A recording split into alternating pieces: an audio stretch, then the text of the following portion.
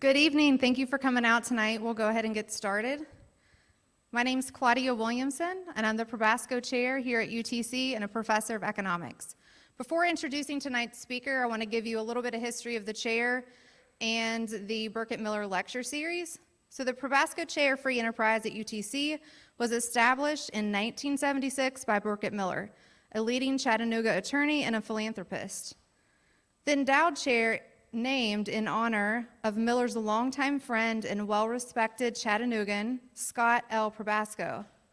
Mr. Probasco was a trustee of the University of Tennessee and the UC Foundation. The Probasco Chair is among the largest endowed chairs in the country, and the mission of the Probasco Chair is to study the American free enterprise system and the conditions under which it operates most efficiently, engage in high-level scholarly research, and contribute to the public knowledge and understanding of economic theory and practice. As part of this mission, the Probasco Chair organizes the Burkett Miller Distinguished Lecture Series every year.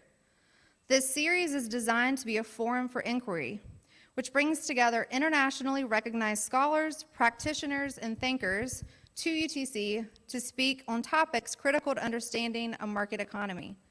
The series is organized to benefit students, faculty, business persons, and the community at large by providing opportunities to critically review a range of ideas. Past speakers include Nobel laureates such as Vernon Smith, James Buchanan, Edward Prescott, and Bob Lucas. Tonight's speaker is Professor Chris Coyne from George Mason University.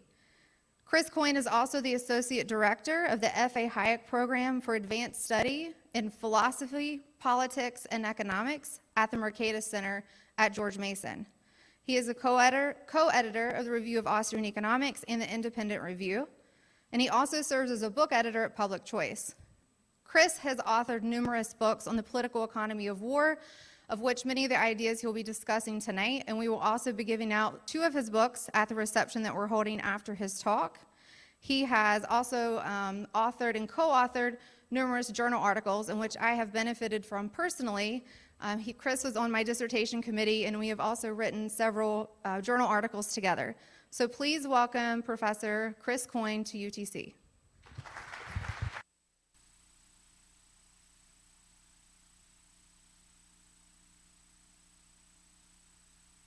For taking the time to come out and spend time listening to this talk. It's quite timely, and I should say when I picked the topic and coordinated with Claudia, it was over the summer, and it was at the time of the U.S. withdrawal from Afghanistan, which happened in August, and who would have known all the things that have happened since then that are happening right now. And so I'm going to proceed in 3 sections. I'm going to provide an overview of the argument. I'm going to provide some stylized facts about the nature of war, and then I'm going to talk about the implications, and then I can open it up and discuss with you whatever interests you. I should say that what I want to communicate, if I had to kind of give a one-sentence punchline, it is that war making is the greatest threat to human well-being and human liberty that there is.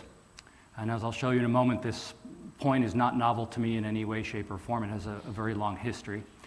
And that a good citizen, whether of America or wherever else, needs to be cognizant of that fact and patriotically skeptical of war making, precisely because of the threats that it poses.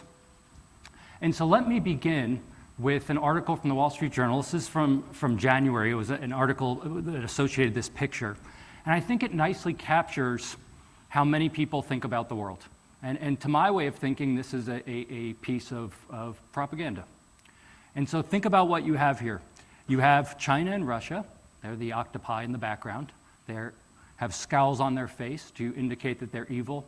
They have tentacles that are strategically moving around the pieces on the chessboard. That's supposed to signify those governments doing things around the world in a strategic way. And then you have Uncle Sam, who's smaller, facing them, challenged by them, but kind of unclear what to do, thinking. That's supposed to represent the Biden administration's, according to the article that was associated with, kind of confusion about what to do. And this is the way that many people frame international relations. It is a negative-sum world. Some people are going to gain at the expense of others, and America needs to go around the world, serve as some form of the world's policemen, and bring order, liberty, and freedom to the world. And that might very well be the case. But one of the things I want you to think about is it might also be the case that in attempting to do that, you actually do the opposite. That is, you undermine the very values of freedom, liberty, and human dignity, both abroad and at home, in attempting to carry out interventions abroad. And that's a possibility as well, one that's oftentimes downplayed, especially during wartime. The great threat of wartime is that it is a time that people typically unify around the government. In unifying around the government, they typically grant governments a significant amount of space to do things that they otherwise would not tolerate. The risk, of course, is in that granting government that space, there'll be instances of opportunism. That is, government will take advantage of the expanded scope for behavior. And the threat is not just that that opportunism will occur in the present, which it might, but also that it will last over significant periods of time into the future. As I mentioned, this idea is not new to me. Let's turn to James Madison. All right? And one of the things James Madison noted was that of all the enemies to public liberty, war is the most dreaded. Now, why did Madison point out that war was the greatest threat to public liberty? Well, he provided two broad categories of arguments. One is that there was the fiscal side of it, that war, in Madison's way of thinking, was correlated with debts and taxation. So they were extremely costly. And as he points out, as you increase the scope of taxation and debt, it is the way for the political class to bring the masses under their control. But there's something else Madison pointed out, that war making increases the discretionary power of the executive branch. It is during times of war historically, both in America and elsewhere, where these shackles created by the Constitution are thrown off in the name of an emergency situation. But of course, constitutions exist to do what? Well, in principle, to constrain government so that it can't overstep the bounds that are granted to it by the citizenry. So you can see the fundamental dilemma. Again, one that Madison and many other thinkers throughout history have recognized. And so the way to understand what I'm about to say is as updating, if you will, Madison's warning and providing you some concrete illustrations of this from the past 20 to 22 years. The sources that I'm going to draw upon are publicly available to each and every one of you, just like they were to me.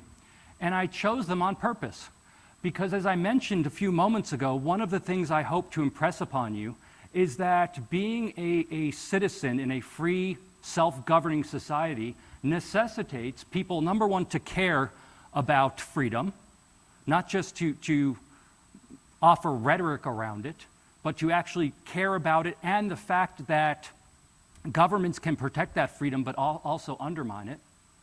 And when it comes to matters of foreign affairs and the military, it is patriotic to be extremely skeptical. And that is something that you don't really see. It's the flip side. As I mentioned, during wartime, people unify. Criticisms of government are typically forced out as being unpatriotic. Even when there was mobilized anti-war movements, like during Vietnam, if you look. What did those in power typically categorize those people as? Unpatriotic dissidents. How dare you criticize your government during wartime? Don't you care about the troops? The answer I would submit is yes, we do. And that is precisely why we should be extremely skeptical and critical of the use of those troops. The uncaring person would simply send troops abroad, send them into harm's way, without critically engaging in a thought process to understand what can and cannot be accomplished. Now, The data I draw upon is newspapers, watchdog reports by watchdog groups, and something called the Afghanistan Papers. The Afghanistan Papers were publicly available documents that were obtained through FOIA requests by journalists at the Washington Post. Greg Whitlock was the main one. You can get them at the Washington Post website, but he also published the book. And I highly recommend this book to you. Even if you're not interested in foreign affairs, if you're just interested in being an informed citizen, it's an important book because it reveals how governments operate and how the American government did operate over the past 2 decades in Afghanistan. And what the book brings together is a collection of lessons learned from the Special Inspector General for the Afghanistan Reconstruction, that's SIGAR, and memos both from and to Donald Rumsfeld. And I'm going to give you a sample of some of the insights from these documents, and I think they're quite telling. So again, if you have the opportunity, I highly recommend looking at this book, because if anything, it should make you angry, both historically, what the United States government did over the past 20 years, especially in light of what they were saying publicly they were doing, but also in terms of thinking about what government can do when we look forward, when we are looking forward to understand what we want our government to do policy-wise. So what are the stylized facts of war? And again, I want to just caution, some of these are going to sound quite harsh, but it's reality. Sometimes reality, and especially as it relates to war, is quite ugly, and we should embrace that. Again, that's a reason to be skeptical of it, because war, killing other human beings, is perhaps the ugliest act that can be undertaken. So it is something that is not to be wielded in a lighthearted manner. Number 1, lie. Governments lie during war. This is a historical fact across governments. Now, many people think that authoritarian governments lie. They engage in propaganda, and this is certainly true. It's one of the hallmark features of a totalitarian regime. But here's the thing, democratic governments do as well. And so just to provide one example, the Center for Public Integrity reviewed Bush administration statements in the run-up to the war on terror, and there's hundreds of instances where they are presenting lies. You can call them disinformation, you can say I made a mistake, they're lies. Information was known about the Hussein regime, Saddam Hussein's regime, and specifically, there was no evidence of weapons of mass destruction, but members of the Bush administration repeatedly and publicly claimed that they had evidence of that, in addition to claims that there were ties between Saddam Hussein and al-Qaeda, and so on. This, of course, is what led to the invasion of Iraq. And it wasn't just domestic life. You'll recall that then Secretary of State Colin Powell went in front of the United Nations and lied. Lied about the intelligence that the United States had about weapons of mass destruction. And he since admitted it. He said, look, when I went for the United Nations, it wasn't to convince people about the realities of war. We already knew we were going to invade. It was just to get them on our side. And how do you get them on your side? You say what you need to do to get people on your side. Now, I want you to think about what happens when governments lie to their people. There's a reason that we associate that behavior with totalitarian governments, because they're totalitarian. Because the direction of causation of power runs from the political elite to the people. The people serve the political elite. They are pawns, means to some ends, as determined by the political elite. The really fascinating part about liberal democracy, which is a relatively recent phenomenon in human history, is that relationship was flipped over. That is, those in political power derive that power from the citizenry. That means that when the political elite lie to the citizenry, even if it's for their own good, they've reversed the relationship. They've said you are incapable of being a self-governing citizen such that I need to lie to you, to manipulate you, to get you to do what I want for your own good. Think through the implications of that, and hopefully you'll realize how troubling that approach to interactions between citizens and the political elite is for a free and self-governing society. What else? You lie to maintain support. So once you go to war, you have to convince the public that things are going well, that you're doing what you want to do. And that's what the US government did. If you go and look at the Afghanistan papers, you see repeated instances of this, where those on the ground felt pressure from the leaders of the administration, and this is bipartisan, by the way, because of course this occurred over decades when different parties were in power, to provide information that was then provided to the American people that supposedly indicated that Americans were winning, that Americans were not just crushing the insurgency, but spreading freedom, liberty, and humanitarianism to the marginalized and suffering in both Iraq and Afghanistan. And of course, now we know, and it became quite evident in August of this past year when the US exited Afghanistan, that certainly was not the truth. All of that 2 decades of work, to the extent work led to anything, collapsed in a matter of days. All of this was simply smoke and mirrors to convince people that the actions of their government were being undertaken for the public good, when nothing of the sort was occurring. Number 3, capture the media. Again, this is one of the first things government do during wartime. And look, what's one of the first things authoritarian governments do? They take over the media. It's literally one of the first things they do. What happens when there's a coup to overthrow a government? You take over the media. Why? The media is a mechanism for creating common knowledge. I can broadcast information and knowledge to a broad number of people. And you say, well, that wouldn't happen in democracy. Of course, we know that's not true. You don't even have to look at the War on Terror. Go back to World War I. There's something called the Committee on Public Information, also known as the Krill Committee. What was the Committee on Public Information? A committee formed by Woodrow Wilson for the very purpose of disseminating information about the war to the American populace. So then you have to ask yourself, what type of information is the government going to disseminate about itself? And what are the implications of that? Or, if World War I is too far back, go to the Cold War, and if you're unfamiliar with it, look up something called Operation Mockingbird. Operation Mockingbird was an operation carried out by the CIA to partner with journalists and other members of the media to engage in widespread propaganda in American borders in the name of providing support for America against the communist threat. And again, think about what that means for a free society. So this is only the latest iteration of this.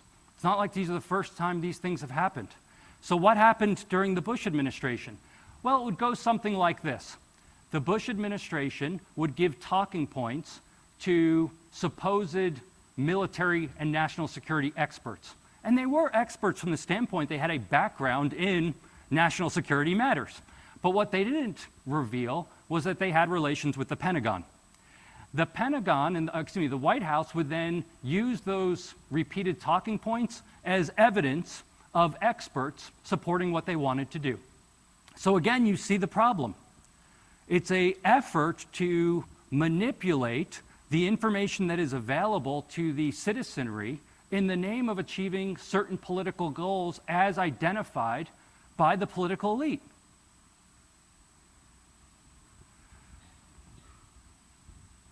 Disregard of domestic liberties.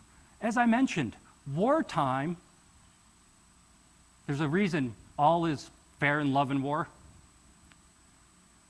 The Constitution is viewed as an annoyance during wartime. This has happened throughout history. We can't be bogged down by constitutional constraints because it's an emergency situation. But that's like saying we don't need a constitution. But then think to yourself, why do we have a constitution? So look, Again, we know that members of the Bush administration, as well as subsequent administrations, said, look, we're not engaged in any nefarious activities against the American populace. James Clapper said as much under oath. Turns out, those were lies. This isn't a mistake. This isn't we didn't know about it. The US government was and is operating the most powerful surveillance state in the history of humankind. China is quite powerful as well, by the way. But the United States government's surveillance apparatus is amazingly extensive and powerful. And again, this is not a new phenomena. If you're unfamiliar with it, I urge you to go back and look in the 1970s at something called the Church Committee. The Church Committee is named after Senator Frank Church. What the Church Committee engaged in was a study of government operations because in the 60s, it came to light that the CIA, the FBI, and the NSA was engaged in widespread surveillance of US citizens. This is the civil rights movement. This is the anti-war movement. This is the interception of phone conversations, the interception of mail, the interception of financial records, breaking and entering into people's homes to collect and plant information, stuff that you might expect to see in some kind of fictional movie, except that it was all real. And people just forget. The Snowden revelations in the 2000s were simply the Church Committee with more innovative technology that allows government to act even more covertly. Now, the standard response to this is, well, that's a small price to pay. I have nothing to hide, so they're only going to get the bad guys. Maybe, but maybe not.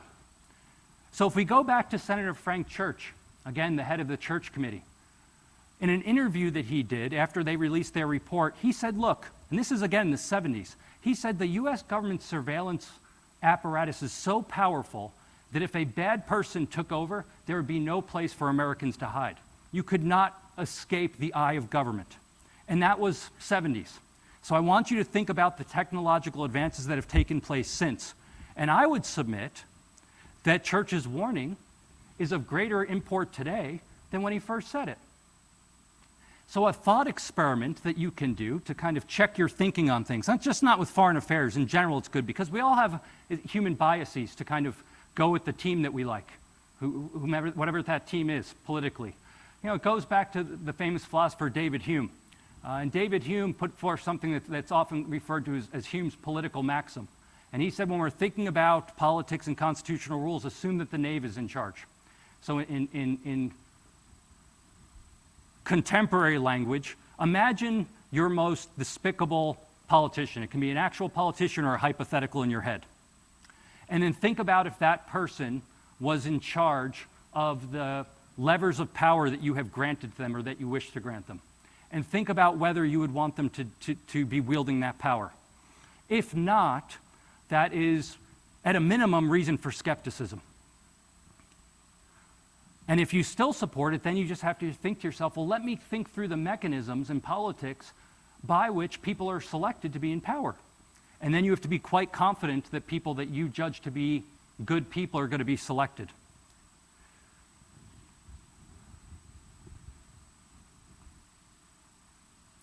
Conservatives like to purport that government's always spending too much, except when they're in power. Then government's not spending too much. Liberals tend to worry about corporate power and cozy relationships between government and corporations. Yet both of them tend to engage in bipartisan support of military activities. And some of the correlates of military activities is enormous fiscal expenditures, go back to Madison, and cronyism, which I'll come to later on. This is from the Costs of War Project at Brown. They've done a wonderful job of documenting a whole range of costs from the loss of human life to fiscal costs and a range of other things. And it's all available on their website, free of access. So if you're interested, you can get it there just like I did.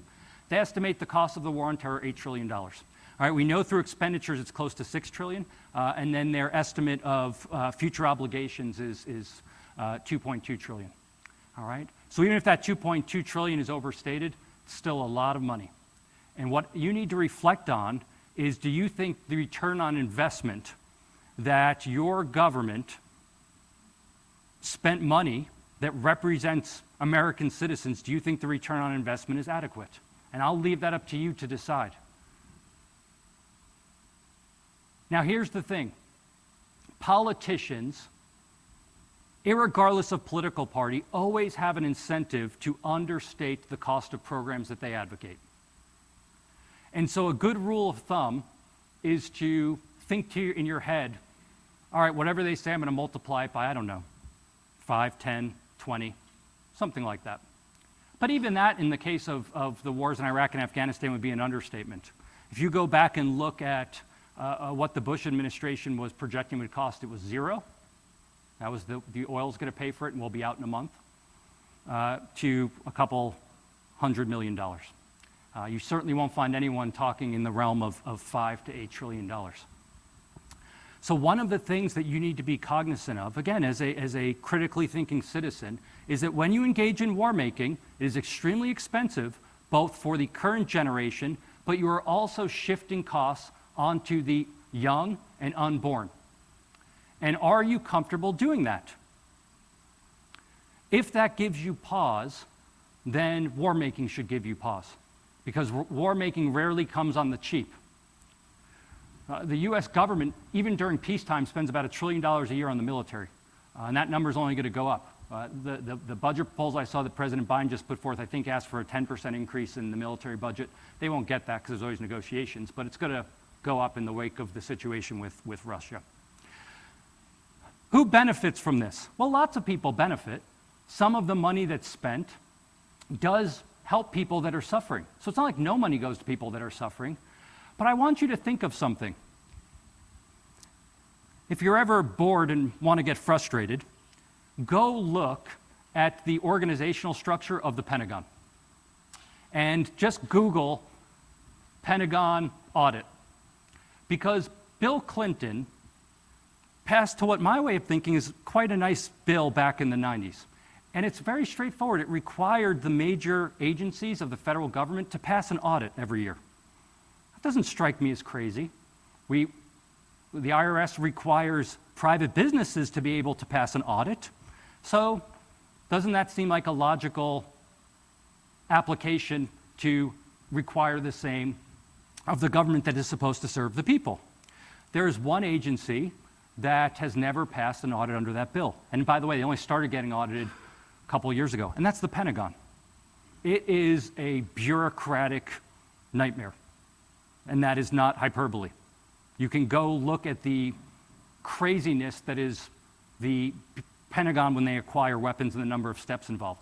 You know, in order to understand the acquisition process, it's like a book that's like 1,000 pages long.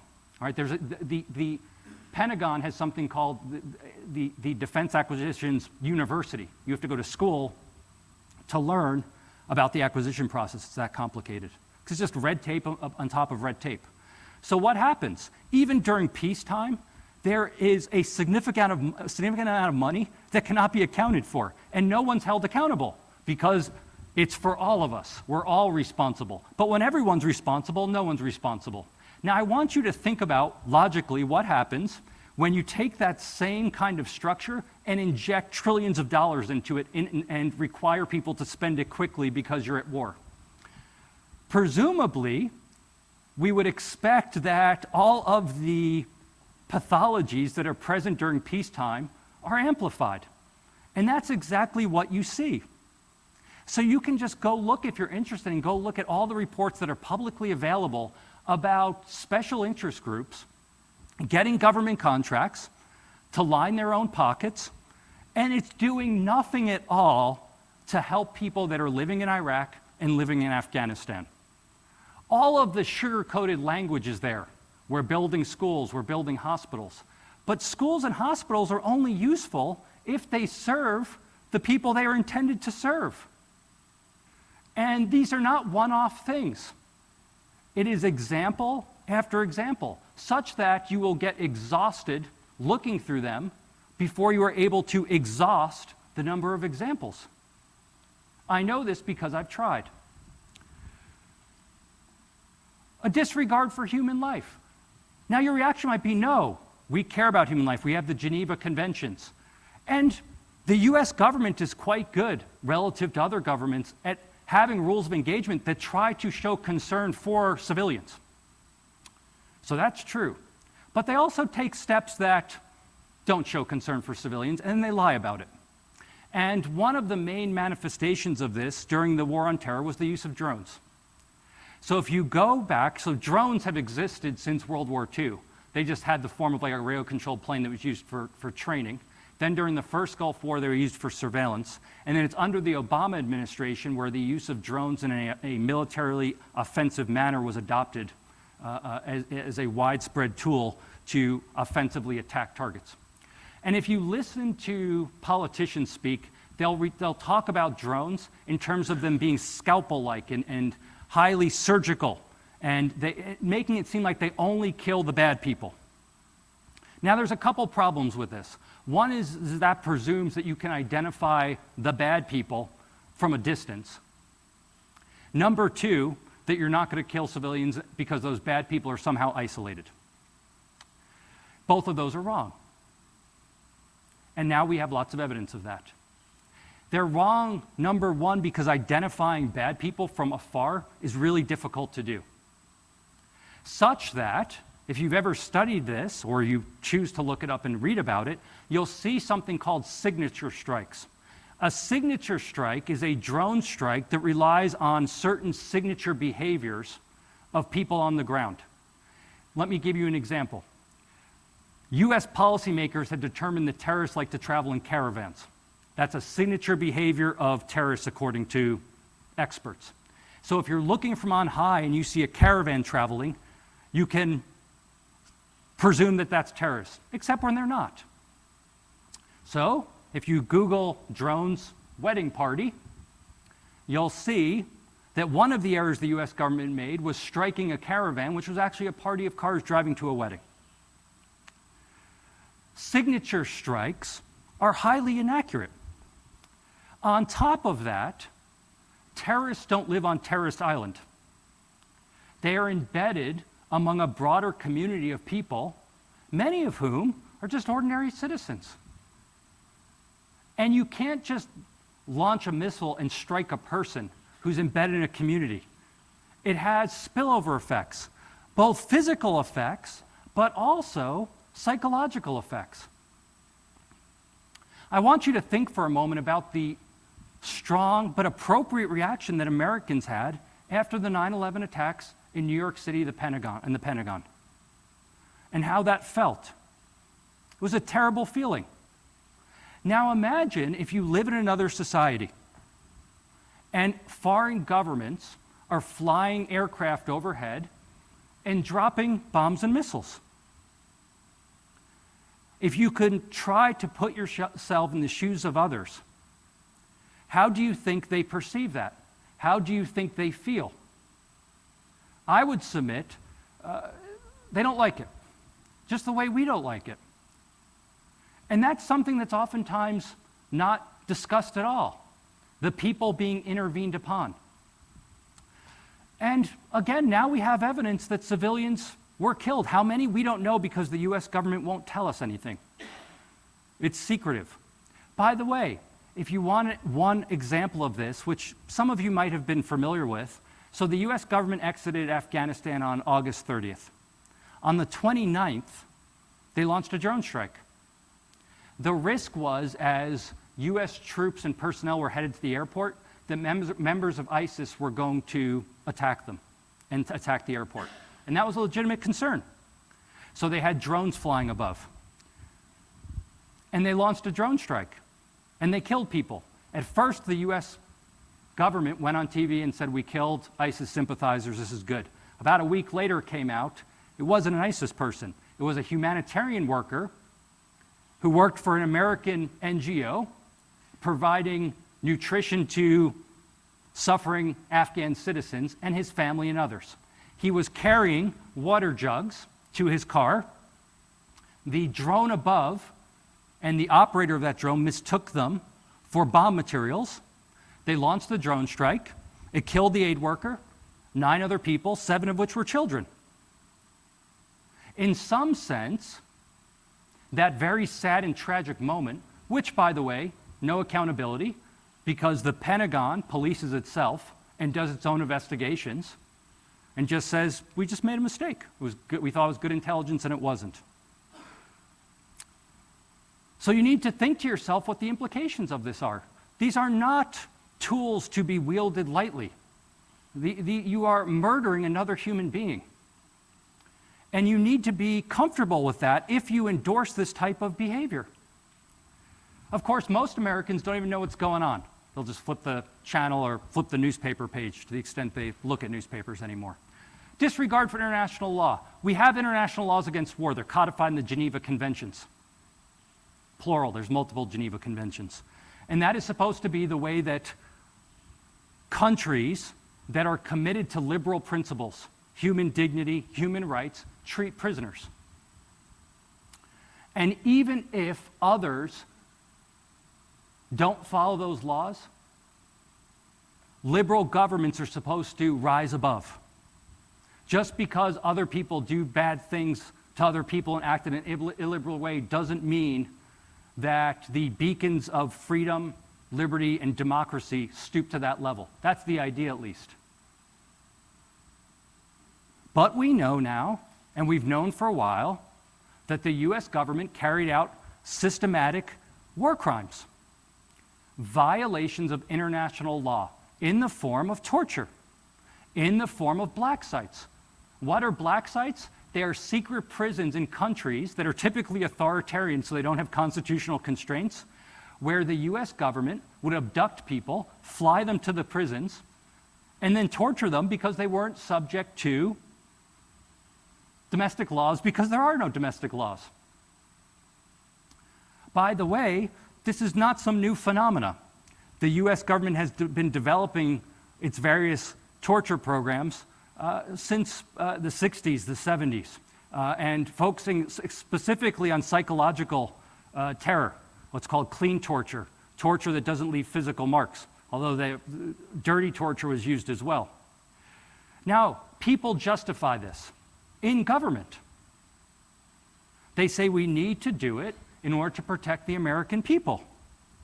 Now, you can have that discussion and debate whether that's actually an effective way to get what's called actionable information. I don't think it is, and that's not based on my opinion, but on my reading of people that have been engaged in interrogation, who have written books on it. But more importantly, even if it is a way to get good information, you have to think about what it means when you adopt these techniques as a way to treat other people and what you are giving up in terms of the fundamental values that you purport to advance. Disregard for historical context.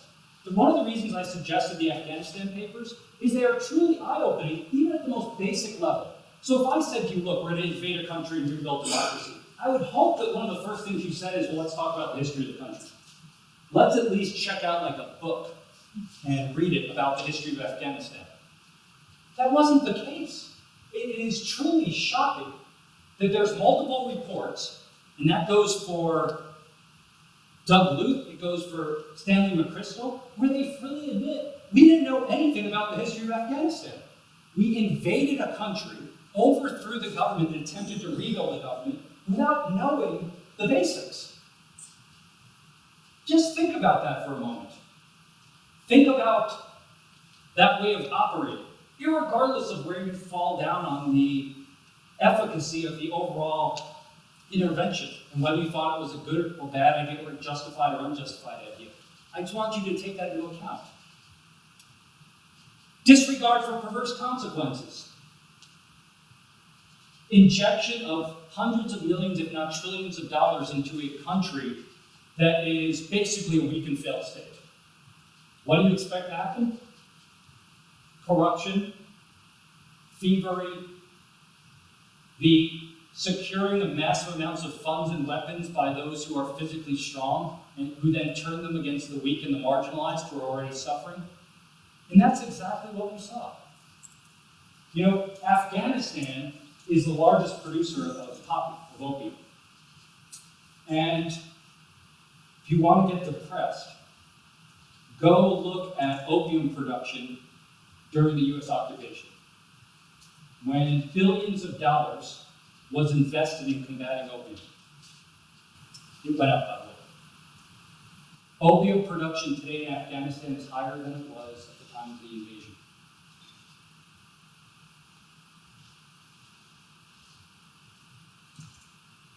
Foreign interventions are undertaken in the name of alleviating humanitarianism. And they can help people, and sometimes they do. As I mentioned earlier, it's not like all the resources flow to private contractors. Some end up helping some people. That's just a logical outcome of spending trillions of dollars. Some people are going to be helped.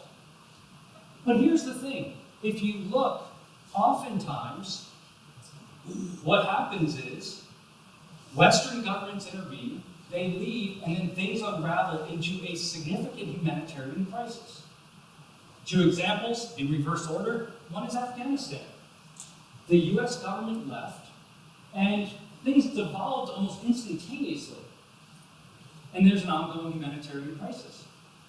President Obama, reflecting on his time as president, said that Libya, and specifically the aftermath of Libya, was the greatest mistake of his presidency. I don't know how much you remember of the US intervention, it wasn't an invasion, of Libya, pardon me. What they did was, now recall that there was skepticism among the American public of putting boots on the ground. So what they did is they enforced a no-fly zone over Libya, and it led to the ouster of Gaddafi. And there's no debating that Gaddafi was a terrible person, terrible dictator. So it seems on the face of it like, yeah, it's a good idea to overthrow it. Except that no one seemed to ask, well, what's going to happen tomorrow? Is a constitutional democracy that expects the rights and liberties of people going to fall from on high? Of course not. What happened is Libya devolved into a brutal civil war, one that is ongoing and has led to significant humanitarian suffering both in Libya, but also more broadly in the region.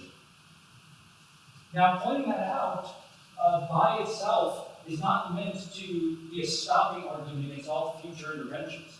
But what I'm hoping it does get you to think about is that all of these interventions are always going to be more complicated than people let on. Even if they're not trying to be deceptive, our ability to understand complex systems using human reason is severely limited. Things are always going to be harder than people say they are. And you have to be cognizant of that and at least aware of it before you endorse foreign interventions. The risk, of course, is that you will end up doing more harm than good, even though the initial intervention may very well be undertaken with very good intentions to help people that are suffering. So let me just sum up, and then we can talk about whatever it is that interests you. I want to close with a couple thoughts. Number one, I've presented several stylized facts about the nature of war. I've tried to explain along the way why focusing on economics, constraints, whether it's knowledge constraints, incentives, can help us understand why those stylized facts operate. But here's the thing. Economics can't provide some kind of golden answer to what should and should not be done. That requires engagement with other disciplines. So what do I mean? Many issues about whether you should help your fellow human being are ethical issues. They're moral issues. So presumably, we want to talk to philosophers. There's political science aspects to this, and so on. But economics, while it can't tell us what we should and should not do, it can help us inform those conversations. The reason it can help us inform those conversations is because you might say, well, we have a moral obligation to do X. And I can say, well, what type of incentives exist, and what type of incentives and knowledge are necessary in order to achieve the desired end that you want? And if those things don't exist, what you might think needs to be done might actually generate really perverse and harmful outcomes. And so I view economics not as offering all, or even any, of the concrete answers about foreign policy, because I know what some of you are going to be saying to me. What should we do about Russia? And of course I can give you an answer, just like anyone else can. But that's not because economics informs me of what the right and wrong answer is, but instead what the constraints and incentives are. But if we take Madison's warning seriously, one that I've tried to reiterate throughout my time with you this evening, where I think that leaves us is adopting what's called the precautionary principle.